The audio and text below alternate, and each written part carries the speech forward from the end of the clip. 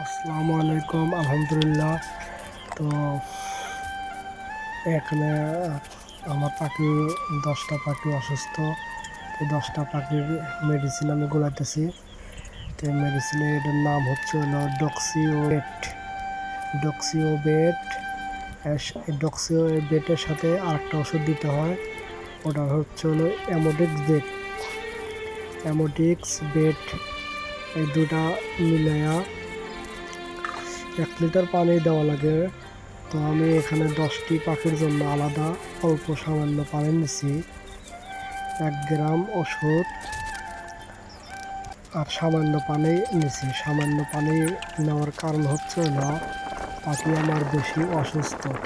10টা পাখি বেশি অসুস্থ, তাই ওই 10টা পাখিকে আমি ধরে ধরে ইঞ্জেকশন দিয়া এক পিস করে মুখের ভিতর ওষুধ দিয়ে দেবো। কারণ এটা বেশি অসুস্থ। এটা পানি যদি মেডিসিন মিক্স করে পানিতে দিয়ে দিলে পারে তারা নিজেরা খাইতে পারে না। সেজন্য আমি এটা নিজে ধরে ধরে এক পিস করে খিলা দিচ্ছি। কারণ এটা সময় লাগলেও, কারণ এটা অনেক ভালো, এটা কার্যকারী বেশি ভালো হয়। আর আমি যদি ওখানে পানি মিক্স করে রেখে দেই, দেখা যায় অনেক পাখি খায় না, অনেক পাখি ঘোরাঘুরি করে খায় না। সেজন্য এক পিস করে আমি খিলে দিই। এরকম করে খিলে এলে তাহলে 100% আর কি রেজাল্ট ভালো আসবে। তো আমি তো নতুন নতুন খামারই ইউটিউবে দেখেছি, আর আমার বিয়ে কোয়েল পাখির খামার করছি। তো আমি মাঝে সাঝে আমার বিয়ের কাছে শুনি কি কোন সময় কোন মেডিসিন দেওয়া লাগে, ওনার কাছ থেকে আমি শুনে আর কি পাখি খিলাই।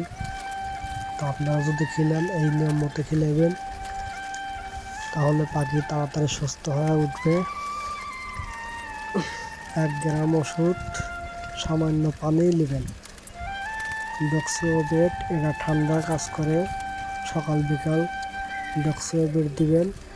আর দুপুরবেলা শুধু সাদা পানি, অথবা যদি বেশি দুর্বল পাখি হয় লাইসোবেট এটা দিতে পারেন।